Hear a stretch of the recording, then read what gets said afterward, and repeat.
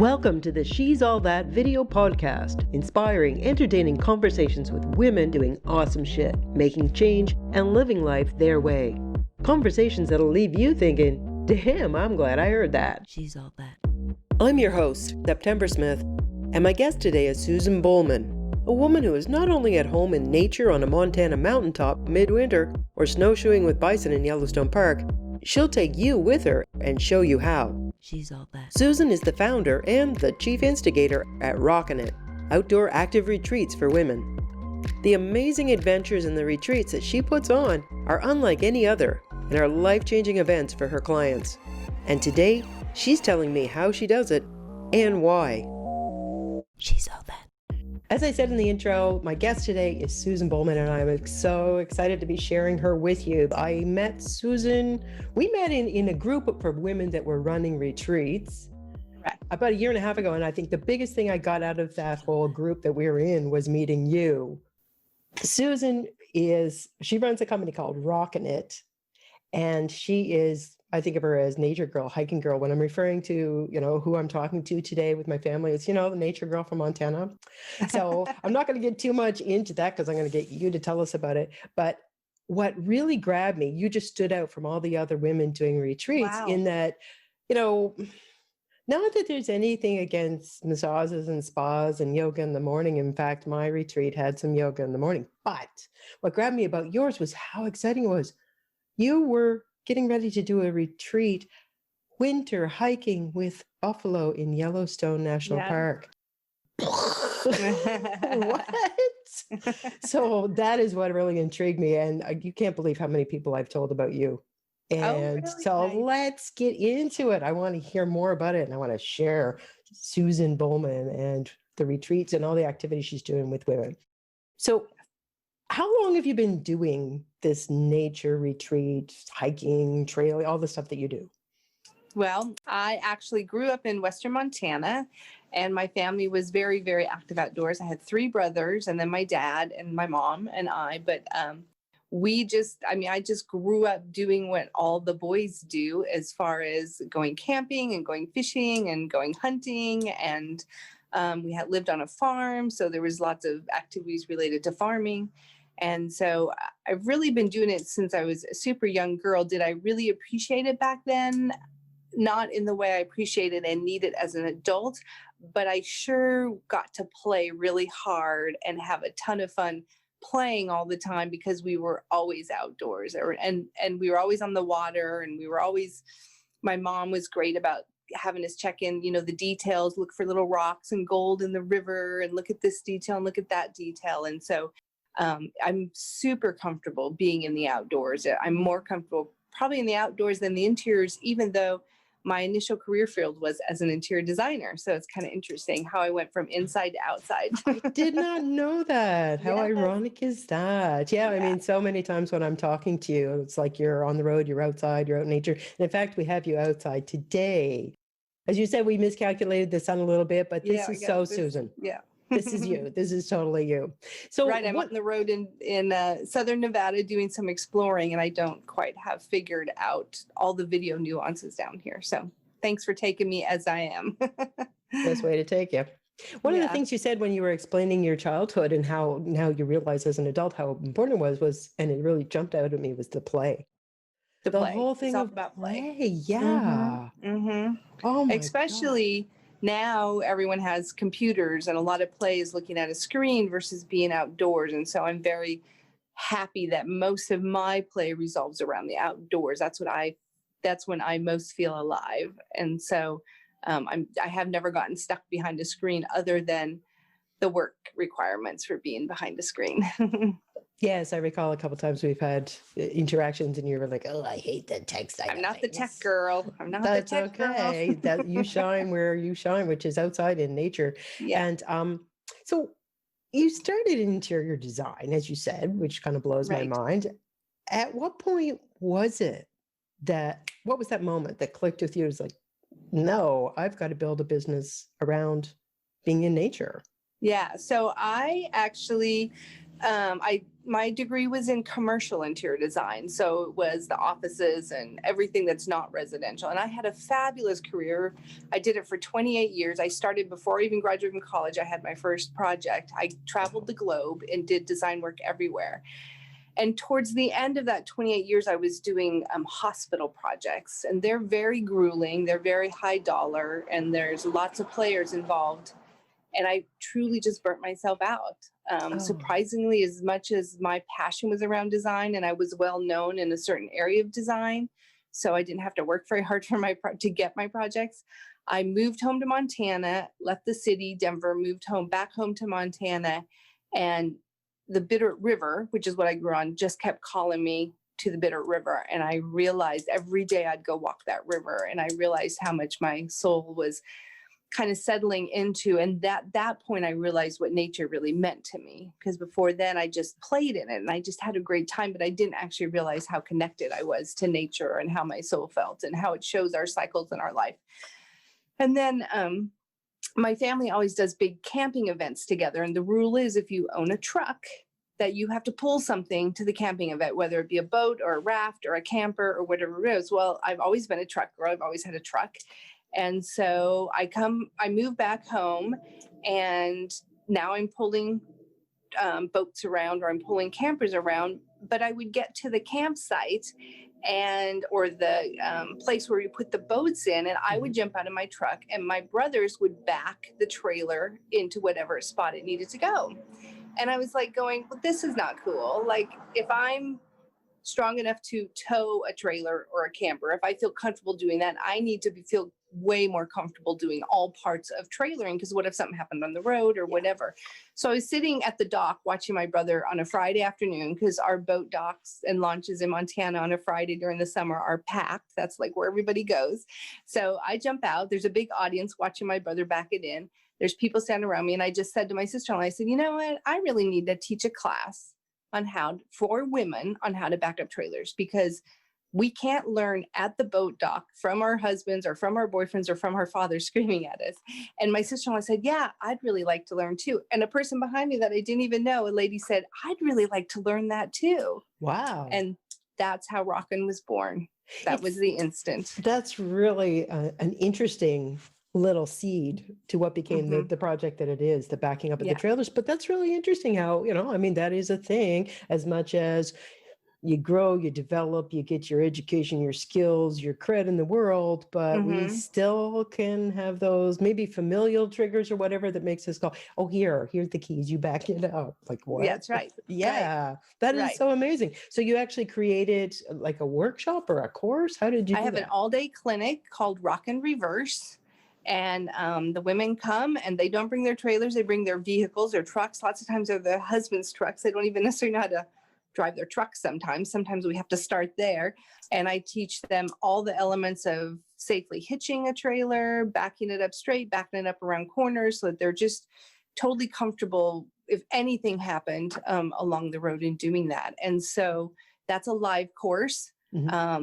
It's time to expand that course, which is one of my business challenges, because I am the teacher, and so it's going online. That's my next big endeavor, is that course is going to be an online course. So good for you. If you need any help with that, let me know. I've got a background. I will. Online courses. Videos. So at what point did you go, there's more here than learning how to back up trailers and trucks, and you somehow you got to sharing winter hiking with bison?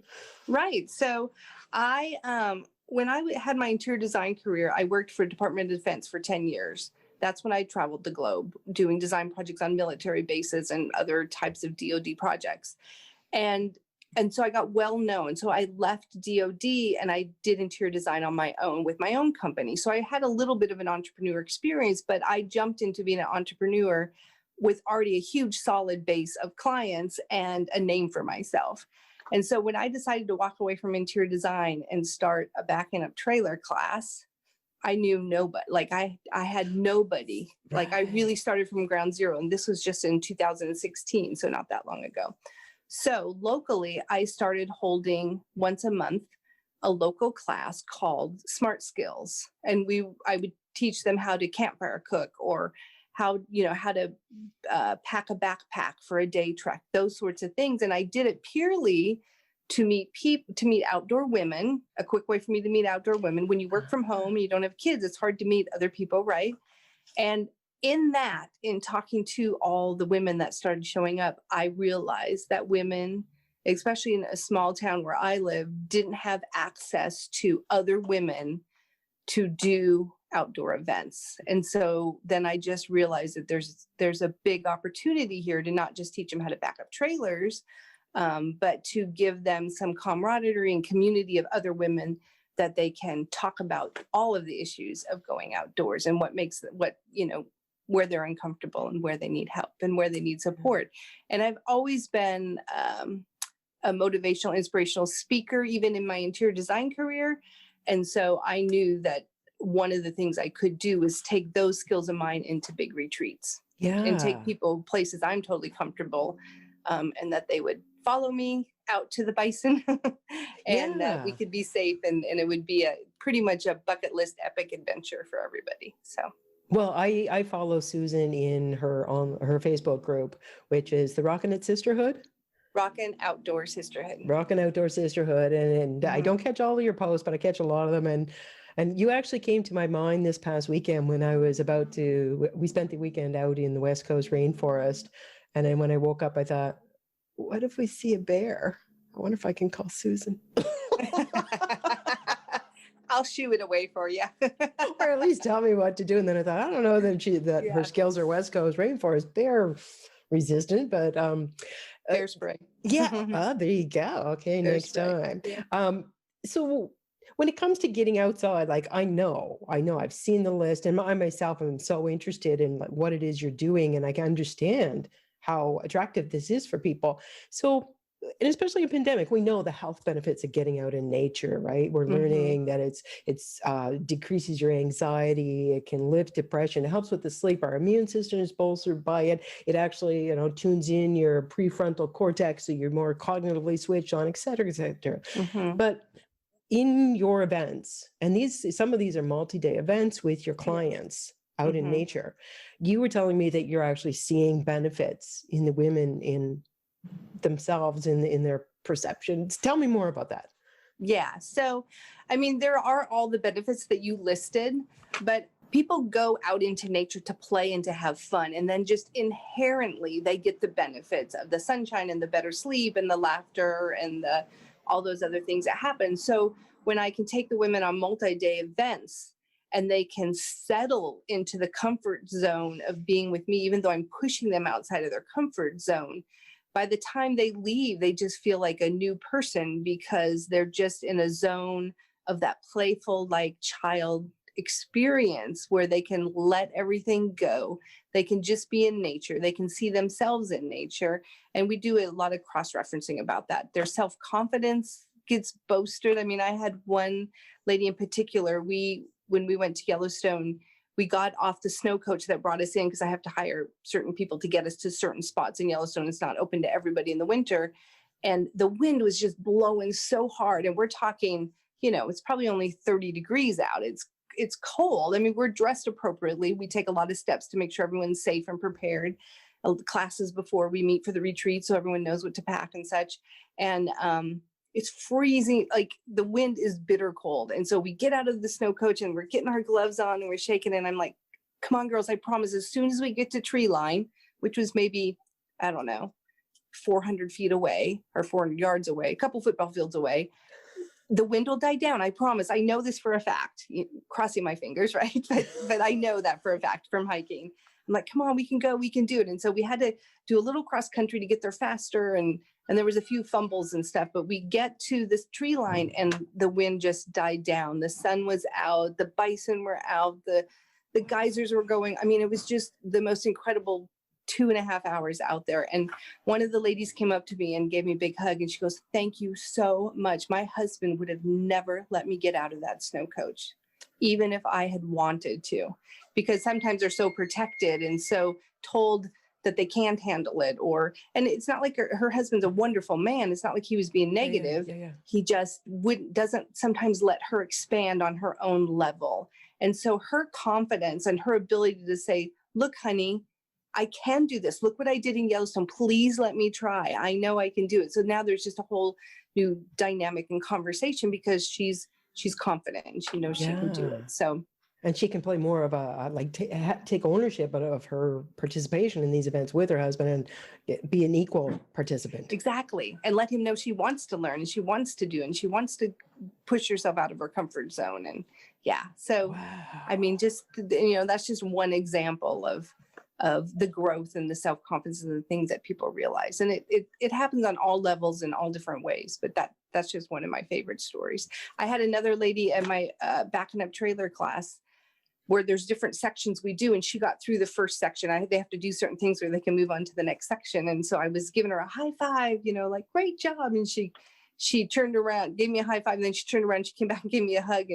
And she's like, she goes, my husband just died 3 weeks ago, and I don't want to stop trailering my horse. So thank you for this class. Oh my God. So these women are strong, and they just want to have a platform where they can re-energize themselves, reconnect with their own strengths, and then really, you know, go back to reaching new goals and new horizons and stuff. So, you know, it is about the being out in nature and the play and the sunshine and the therapy, but it's actually a way deeper than that, at least when you go through some of the classes and such.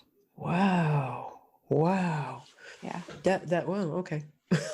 Yeah, so now you'll probably never go on the winter retreat now with me knowing that the wind was blowing like that. But again, I'll show you videos and photos from that event, and you'll be like, oh, I can handle the wind. It was gorgeous. Oh, yeah, no, I'm okay with that kind of stuff. And I've been talking for the last year that I was going to go on your winter hiking retreat with Bison in Yellowstone Park, but I remember now, it's so ironic saying at about this time last year, oh, well, I could never come because I spend all my winters in Mexico. And this winter you can come if they'll let you out of Canada. No, I don't know. We'll have to wait and see if the border opens up, but like, who saw that? It's the beginning of March, so maybe it'll open up by then. So that kind of brings me to the whole thing of the impact of the pandemic on your business and on mine and anybody else who is doing live events. Yes. I mean, suddenly, who could have imagined that's no longer possible? So tell me a little bit about that. What have you done? I know you're sticking with the nature and the hiking and all that. I've been watching you all 100%. summer. How has it impacted your business and what are you doing to adapt? Well, of course, there was huge financial impact. As many people have seen. It affects me not only for 2020, but it affects me in 2021 in ways that now when I plan events, I've got to put all the money that I receive in a holding account until the event is over in case it would get canceled last minute and I have to send it all back. So it really changes like my operating procedure, cost procedure, and like it's going to be a lasting effect in that way. But I think, that's money, that's adjustments, that's shifts or pivots, whatever you want to say. But I think you will really understand this September. The way it affected me the most is I like being with people. I like sharing my gifts. I don't always like doing it in an online format, which is what I'm being forced to create now. And so my soul, it really, really hurt my soul. And it made me start to lose interest in my business because I'm not sharing my gifts in the way that I'm most comfortable with. And so there's been a lot of headspace that I've had to work through and lots of tears and just, it's just, there's always the financial impact, but there's so much more than that when you really look at it. So I told myself, I'm like, you have to be like the girls that you're asking to get out of the snow coach and go tromping through the bison and the wind. You have to do that now for Rockin' if you want to keep it going, because I have so many women who reach out to me all the time that if I folded Rockin', they would kind of lose a community that they really find some help in and a place to go land and fall and keep inspired and keep motivated. So for sure. Well, I remember back in I think it was late spring, we were talking and you were developing to try to flow with this whole thing of pandemic and not being able to actually be outside. You were creating products that people could buy, digital products that were like packing lists for this is how you pack, this is what you take for this kind of a hiking condition or this long a duration of a camping trip, or for all the different seasons and the landscapes and that was really creative. Yep. So yeah, so I'm taking some of the things that I already had. Now I'm just offering it in an online version, and I do it by season. So packing list for winter, packing list for summer, packing list for spring, packing list for fall, and they're kind of girly packing lists. Like we talk about having your period, what do you need to bring along, and we talk about, like we can still be stylish and girls and have fun out there. So I've tried to really. I have a meme. Her name is Outdoor Sue, and she's in all of everything that I sell. She's the character in there, and I have somebody do all the drawings for me. And so yes, we did that. I'm having a snowshoe clinic so what I decided to do is tell me about that. How are you having a snowshoe clinic online? So so I started these, what I call power jams. Some people kind of call them a challenge, but I call them a power jam because I really think of when we get together, it's a party, and not a party necessarily with hooping and hollering and alcohol, but it's an exciting time, right? We get to play and have fun. I'm in the hobby business. I'm not in the let's make money business. Well, I make money, but I don't inspire that for others. And so I call it power jam. And so it's 5 days online where you get a little bit of training every day. And then by the last day, I do a field trip that you can come along with me virtually, and you'll have your backpack packed. You'll have everything you need because we've just went through what that is. You'll know how to put your snowshoes on in the case of the snowshoes. And so I've started to do the power jams monthly in my group. That's the goal anyways. So you've also got a power jam coming in January? Yeah, perfectly timed. We did it in October and it was so successful. People had asked me to redo it. And so we're doing it. It starts January 1st and it's called Waking Up Wild and Free. And it's a great way to kick off 2021. So yeah, it starts January 1st. Starts January 1st through the 5th. Yep. And then we have a follow-up class called Still Wild, Wildly Unstill. Because I think a lot of us have kind of felt caged this last year. And so we're gonna jump out of that cage and get back on with life again. Oh my God, you've got so much going on. Yeah, lots of great stuff. And then from there, you can sign up for a seasonal membership. So rather than doing like a year-long or too-long membership, because winter is the 21st coming up. And so you can join the membership just for 3 months. And during that 3 months, we'll be talking everything about outdoor adventures in the winter. Wow. And so then I'll do another one for spring and that sort of thing. So just keeping it lively and fun and something to look forward to, and just changing it up in a way that I still think it's fun and exciting. And it's, I still get to do lots of interaction with people. Yeah, I love that. I saw the last couple of days, I saw it come by in your group. Yeah, it was like, she's doing a snowshoe workshop online. That's amazing. We have no snow where I live. Bam. Well, the interesting part is normally I'm in Montana in the wintertime, and we do, I do a couple full moon snowshoe treks while I'm in Montana, which is heavenly. Oh my gosh, they're like so amazing. Okay, wait a minute. A full moon snowshoe trek? Yeah, we hike up to the top of a mountain when this full moon's out. It's just, I can tell you story after story just about those events. And if you've talked to anyone in my group that's been on my event, if they've been on a full moon, that's the first one that they probably talk about. So yeah, my stuff isn't just about trekking. We do full moons. We go out when there's meteor showers. We do early sunrise. Like I really try to look at all aspects of nature, not just the boots on a trail with a backpack. Yeah, it's really connecting in that way. Wow. So you've got that coming up. What you said? What day was that? The 21st? The 21st is the winter, the start of the membership part, but the snowshoe, I think it's the 15th, Tuesday, the 15th through the 19th. It's 5 days online in the group, but you have to register in order to qualify for prizes and then get the replays and the worksheet downloads. It's 21 tips to get you grooving this winter. I love that. I would highly recommend, if anybody is interested, and I mean, why wouldn't you be interested in anything that Susan's doing, is get her in a group. I mean, it does not cost a cent, and you just get a taste of all the stuff that she does. So you've got the hikes coming up, and I was thrilled the other day to see that you've got a retreat coming up. 2 retreats. Yep, we're going to go for it. I've had to make a lot of concessions. What are you doing in that, with like I mean, we know the vaccine's on the horizon. It's going to be Yes. rolling out. That was a ballsy move. Yeah. Well, it's so like one of the events coming up is called Adventureful Life. We did it last year. Yeah. The day we were all, it's in Montana at one of the old big resorts that has natural hot springs that we get to soak in all day and everything. And on our day driving back from that on Sunday, it ended Sunday after lunch, everyone started driving back. If you turned on the radio, they were announcing the first case in Montana of COVID. So we slipped it in right at the end before it all closed down. And so many of those women are still saying, thank God I had that before it closed down, or I would have went into this not on such a good note, right? Yeah. So, but what it's come down to is I have to reserve the entire lodge now, which financially is interesting.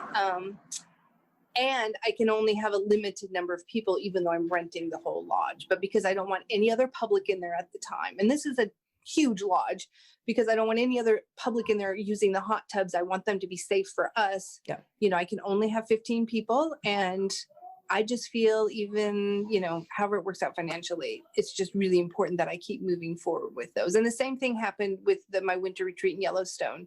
Now I have to rent the whole snow coach, not just the 5 seats that I might need. I have to rent the whole snow coach. So it's a lot of concessions. You know, that's one thing with COVID. It feels like every day you're making new decisions. There's nothing norm anymore. And and they're just huge decisions in your business. So. And you have to be so creative to think about, okay, how do we even begin to approximate this thing that I wanted to do? Or Right. but you're doing it. Yeah, So- this summer I tried to set up a couple smaller events, at least 3 of them. I had them all planned. I had bought the gifts that everybody gets, and something with COVID happened. Like one time a vendor got a cease and desist letter 2 weeks before my event, so we couldn't have my event. Like just these silly COVID, and another vendor went bankrupt and I lost my deposit. And so I just refuse to give up on bringing people together, because I know if I give up, then my soul's not going to be happy. And so I just keep pushing forward. But Adventureful Life, the Boulder Hot Springs, is it's all about creating a big fire in you. And we're going to take that fire, even if it got dimmed a little bit this year, reignite it into 2021. And then I have my winter retreat, and there's more coming. I'm hoping to take Adventureful Life down here to Nevada now, and do one in Southern Utah, and do one over in Sedona. And if I can get all that done here in the first quarter, I think after that, some of the energy of the world will start to perk up again, and everyone can join in. What a So, restorative event that would be for any of the guests or the clients that you have come with you on that after what Yes, we've all they're- gone through. They're dying to come. Oh. And I'm just doing everything I can to make sure the container is safe. Mhm. So it's interesting you said, to reignite the fire. For my retreat, the tagline is "Refine your fire." So we get the fire thing going there. So definitely, I've got to Yep. come to your retreat, and you got to come to my I retreat. do want to come to your retreat. I haven't been to Puerto Vallarta for a long time. Good. It's the- I'm not going this year, but maybe No? next year. Maybe Yeah. next year. Yours are in the fall, right? Yeah, mine generally start on Day of the Dead, because it's Oh, a right. kick-ass event, but also it's when the spirits come back to life. Yeah. So yeah, so next year. 2022. No, oh well, I guess we'll have to see. I'm hoping 2021, but whatever, we'll have to see. Oh, you might still fit it in. Oh, good. I hope. Oh, I mean, I'll just follow your example, and I'll Yeah. be just I'll just do it. That's it. Yeah. So you've got the retreats coming up. You've got the thing with the online snowshoeing thing. You've got get in her group. You Yeah, there's a seriously lot- need to get there's a in lot Susan's coming up. group. Mhm. So when people want to connect with you, best way is to get to Facebook. I'm going to put the links and everything down below here, both in the podcast and in the YouTube Yes. video, about Mhm. where her group is, where her website is, and reach out to Susan and get involved, because like I said, when I first mentioned where I saw you, it just blew my mind that you are doing this. That's awesome. I didn't even know that. Yeah, that it's so easy for me to do the Yellowstone bison thing. I don't think of other people as seeing that as being something, I mean, amazing, but not like outside of what everybody else is doing. So that helps. It kind of is. I guess it is. We don't do yoga, but we do some Tai Chi. Oh, really? So Something a cool. little stronger. Because I'm trying, it's all about confidence building and yeah, your own power. So amazing. Well, Susan, Yeah. thank you so much for coming on with me today, finding a place to do your recording, and typical for you, outdoors. She's the outdoors gal. Yeah. And Here. I'll be talking to you soon. Thanks so much.